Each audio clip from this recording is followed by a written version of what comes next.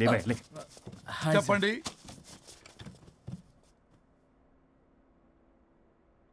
పర్లేదు చెప్పండి. నాకు విడాకులు కావాలి సార్.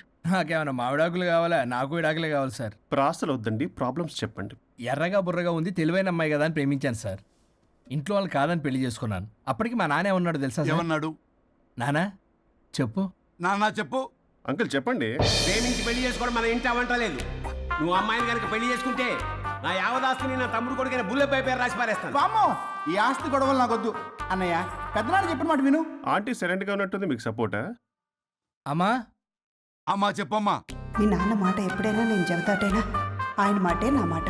ఆంటీ తానా తందన బ్యాచ్ అనమాట. మా మమ్మీ కూడా అంతే. వాళ్ళు ఎంత వద్దన్నా ఆఖరికి హరిహరాదులు అడ్డు వచ్చినా గానీ నేను ఈ అమ్మాయినే పెళ్లి చేసుకుంటాను భీష్మించి కూర్చున్నా సార్.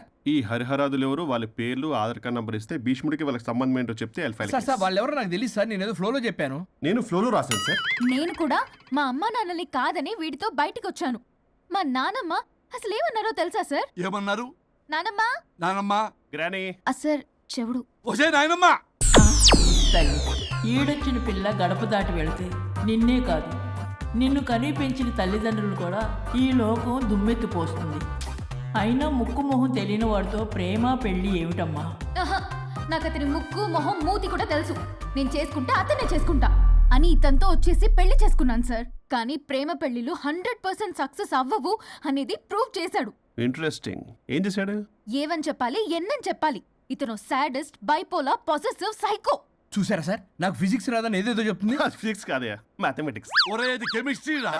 ఇతనే ఓ మిస్టరీ. అసలు మీ పెళ్ళి ఎప్పుడైంది? August 15 sir. 17th sir. అదే అంటే ఆగస్ట్ 10 హాలిడే కదా సార్. దాని తర్వాత 2 days డేట్ ఇచ్చారు సార్. చూసారా సార్, పెళ్లి రోజే గుర్తులేనోడికి పెళ్ళాం ఏం గుర్తుంటుంది? అసలు ఇతనికి నా ఫోన్ నంబర్ కూడా గుర్తుండదు సార్. నాకెందుకు తెలియదు సార్? చెప్పు. 98490 98490? కాదు 9840099. 98499 మొత్తం 10 నంబర్లు ఉంటాయి. మీరు ఇలా టెన్షన్ పెడితే ఎలా చెప్పాలి సార్? పెట్టాలో చెప్పు. మీరు ఎన్నిసార్లు అడిగినా ఇదే రిపీట్ చేస్తాడు. దాని నంబర్ మాత్రం నాలుక మీదే పెట్టుకున్నాడు. అంటే దివ్య నెంబర్ ఫ్యాన్సీ నెంబర్ సార్. ఇంతకీ దివ్య ఎవరు? కలీగ్. దాని మాయలో పడ్డాకి నన్ను నెగ్లెక్ట్ చేస్తున్నాడు. అంతేనా? నీకు 100 సార్లు చెప్పేస్తాను నా ఫ్రెండ్ అని. హలో, ఫ్రెండా కలీగా? మా సార్ క్లారిటీ కావాలి. కొలీగ్ లాంటి ఫ్రెండ్ సార్. ప్రేమించినప్పుడు 100 కబుర్లు చెప్పాడు కానీ పెళ్ళైన నెక్స్ట్ డే నుండి పట్టించుకోవడం మానేశాడు. తలనొప్పి వచ్చినా తగ్గుతుందిలే అంటాడు కానీ ఏమి చేయడు. అసలు తలుంటే కదా సార్ తలనొప్పి రావడానికి. సరే తలనొప్పి వచ్చింది హాస్పిటల్కి వెళ్దామంటే రాదంట సార్.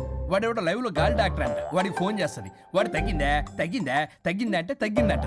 నన్ను కూడా అలా చేయమంటే ఎలా చేయాలి సార్? అసలు కూర్చొని ఇది పడుకొని ఇది ఊపిరి కూడా పీల్చుకొని సార్. ప్యాకెట్లు సిగరెట్లు కాలుస్తాడు. నేను ధూప్ స్టిక్ కాలిస్తే మంచి వాసన వస్తుంది. నువ్వు సిగరెట్లు కాలిస్తే రాహుల్ ద్రావిడ్కి కోపం వస్తుందంటే వినడే.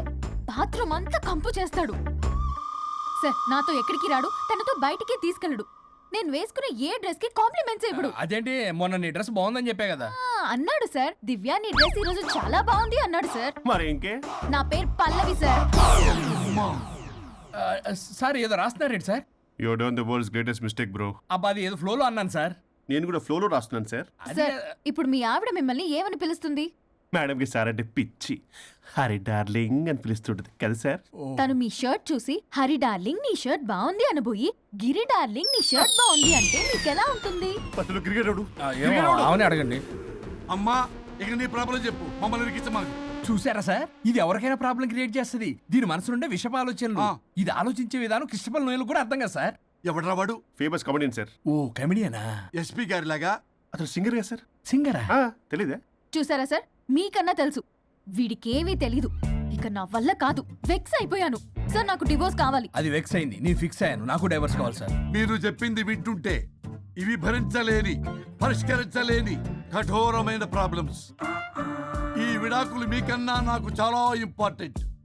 ఎందుకంటే నా 100వ విడాకులు గిన్నిస్ బుక్కి చివరి మెట్టు. అమ్మయ్య, ఇక మేము మర్చిపోవచ్చు అనమాట. ఇక మీరు మర్చిపోయిన ఆ విషయం నేను మర్చిపోను. డాక్యుమెంటు నా హస్తాలతో స్వయంగా రాస్తున్నా. కానీ ఒక 2 రోజులు మాత్రం ఊపిరికి ఊపిరి బిగబట్టుకొని వెయిట్ చేయండి. 99 గెలిచిన ఆనందంలో నేను నా వైఫ్తో గోవా టూర్ వెళ్తున్నాను. రాగానే 100% నేను మీకు డైవర్స్ ఇప్పిస్తా. Thank you sir.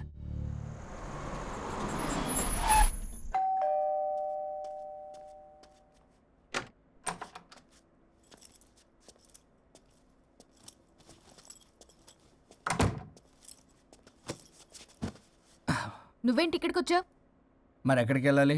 డైవోర్స్ అనుకున్నాం కదా, ఇక ఇంట్లో కలిసి ఉండడం కుదరదు. సరే మీ ఊరికి టికెట్ వేస్తాలే. ఎందుకు? మా అమ్మా నాన్నల్ని పలకరిస్తావా వెళ్ళి? లేదు, నిన్నే పర్మనెంట్గా అక్కడ పంపుదామని. నేనెళ్ళవేంటి? ఇక్కడే ఉంటా. ఇది నా ఇల్లు. ఇది నా ఇల్లు కూడా. చిచ్చి, నీతో కలిసి ఇల్లు కొనడం నాది బుద్ధి తక్కువ. అసలు నీతో కలిసి ఉంటా నాది బుద్ధి తక్కువ. అయితే పో, ఇంకా ఇక్కడెందుకు? అయితే నా వాటా నా మొహాన పడే నేను వెళ్తా. ఇప్పటికిప్పుడు ఇవ్వడం కుదరదు. ఇప్పటికిప్పుడు నేను వెళ్ళటం కుదరదు. ఛే!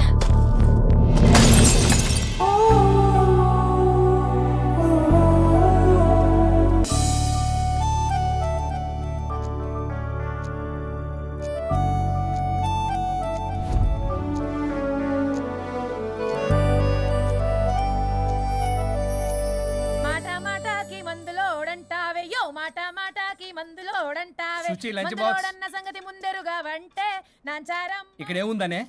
ప్యాషన్ సార్, లంచ్ బాక్స్, ఇదిగోండి, చట్నీ. అదిగోండి. సుచి లంచ్ అన్నీ బాక్స్. నేనే వేసుకోవాలి. ఇంకో 10 minutes. సుచి రేపటి నుండి నా లంచ్ బాక్స్ 8 o'clock రెడీగా ఉండాలి. నాకు 7 కల్లా రెడీగా ఉండాలి. బ్రేక్ఫాస్ట్ నాకు 6 కే కావాలి. కాఫీ నాకు 5 o'clock కావాలి. అలా అయితే నేను 2ంటికే లేవాలి. మా ఆయన ఈ టైంలో ఎక్కడికి వెళ్తున్నావు నన్ను తంతాడు. ఇదంతా అవసరమా? నాకు అనవసరం. నాకు జీతం మాత్రం హలో అవసరం. బ్రో, స్టార్ట్ అయ్యి బ్రో. జీతం అనగానే అన్ని వంకర పోతాయి. ఏయ్, నేను ఇస్తానులే గాని ముందు నా పనులు చెయ్యి, తర్వాత తనవి చెయ్యి. మేడం, సుచిని మీరు డబ్బుతో కొనలేరు. డబ్బా ఇస్తా, ఆఫీస్కి వెళ్ళండి. మేడం, సాయంత్రానికల్లా డబ్బులు కరెంట్లో వేస్తారుగా? కరెంట్ కాదు, అకౌంట్. ఆ క్లారిటీ ఉంటే ఓకే. వేసేయండి వేసేయండి. మేడం మేడం మేడం మేడం, ఒక్క నిమిషం. ఇదిగోండి లంచ్ డబ్బా. Thank you. ఇప్పుడు అసలు కథ మొదలవుతుంది. కారు తుడిచిన వాళ్ళు మాత్రమే కారు ఎక్కాలి. నా కార్ నా ఇష్టం. నేను డబ్బులిచ్చి పెట్టుకున్న డ్రైవర్ని కాదు. నేను కారు డబ్బుల్లో సగం డబ్బులు కట్టాను. నేను పెట్రోల్ కొట్టిస్తున్నాను. నేను ఈఎంఐ కడుతున్నాను. చిచే, చిచ్చి అన్నారంటే నోరు మూసుకొని కారు ఎక్కమని. చిచ్చి, ఈవిడ చిచ్చి అన్నారంటే నన్ను నోరు మూసుకోమని. ఓకే. మందులోడా, బై మేడం, బై సార్, కొరిమాయలోడా.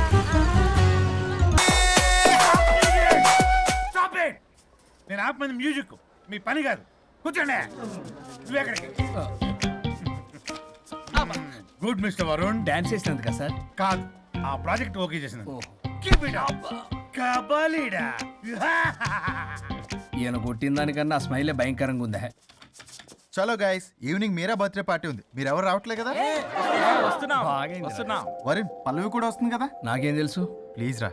ఈ గడ్డ మీద పోయి అక్కడ పట్టుకో.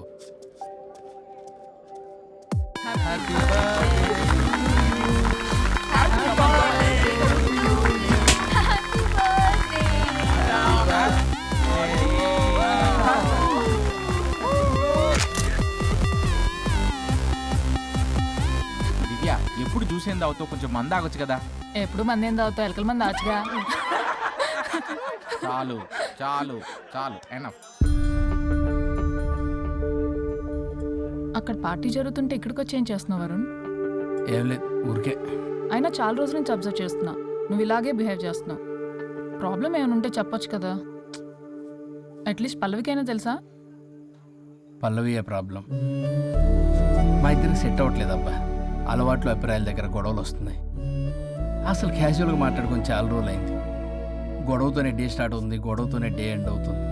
కాంప్రమైజ్ అవుదామని నేను ఏదన్నా అంటే తను ఏదో అంటూ నేను కంట్రోల్ తప్పడం, గొడవలు అవుతూనే ఉన్నాయి. తను చిన్నప్పటి నుంచి ఎలా పెరిగిందో అర్థం కావట్లేదు. పెంపకం బట్టే బిహేవియర్ కూడా ఉంటుంది కదా. Stop it. Pallavi actually please, నా పెంపకం గురించి మాట్లాడుతున్నావు? కట్టుకున్న భార్య గురించి ఎవరో థర్డ్ పర్సన్ దగ్గర క్యారెక్టర్ బిహేవియర్ గురించి మాట్లాడుతున్నావు. మరి నీ క్యారెక్టర్ ఏంటి? నీ పెంపకం ఏంటి? తను పరాయి వ్యక్తి కాదు. భార్యాభర్తల మధ్య అమ్మా నాన్నలైనా కడుపున పుట్టిన పిల్లలైనా పరాయి వ్యక్తులే. మన పర్సనల్ మ్యాటర్ పబ్లిక్ చేసావు. నువ్వేంటో అక్కడే అర్థం అవుతుంది. పల్లవి, ఇక్కడ సీన్ క్రియేట్ చేయ కాపు. ఓహోహో, నేనేదైనా మాట్లాడితే సీన్ క్రియేట్ చేయడం, ప్రాబ్లం చేయడం. నువ్వంటే మాత్రం ప్రాబ్లం సాల్వ్ చేయడం, తప్పు కాకుండా తగ్గడం. అవునా? ఇంకా చాలు. నేను అదే అంటున్నా. చాలింకా, నీతో ఈ జర్నీ చేయలేను. నేను వెళ్ళాలి. వెళ్ళు. ఓ, నాకు డ్రైవింగ్ రాదని తెలిసి కూడా నన్ను వెళ్ళమంటున్నావంటే గో టు హెల్ అనే అర్థం. అసలు నేనే మాట్లాడతాను, తనే మాట్లాడుతుంది. ప్రతి దానికి రా. ప్లీజ్ వరుణ్, ఫస్ట్ తను డ్రాప్ చేసిరా. రా.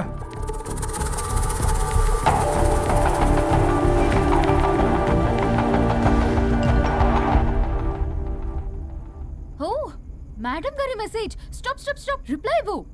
నీతో ఆర్గ్యూ చేసి ఓపిక లేదు నాకు. కానీ నా గురించి మాత్రం ఇంకో అమ్మాయికి బ్యాడ్ గా అనలైజ్ చేయడానికి రెడ్ బుల్ తాగినంత ఎనర్జీ వస్తుందే. అసలు నీతో రావడం నాది బుద్ధి తక్కువ. అయితే ఆపై పోయి తిరిగి వెళ్ళు, తను వెయిట్ చేస్తుంది. Shut up. You shut up. Car ఆపు. ఆపను.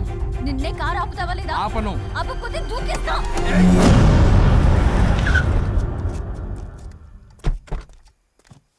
అలా సడన్ గా దూకితే చస్తావు. నీకు హ్యాపీయేగా?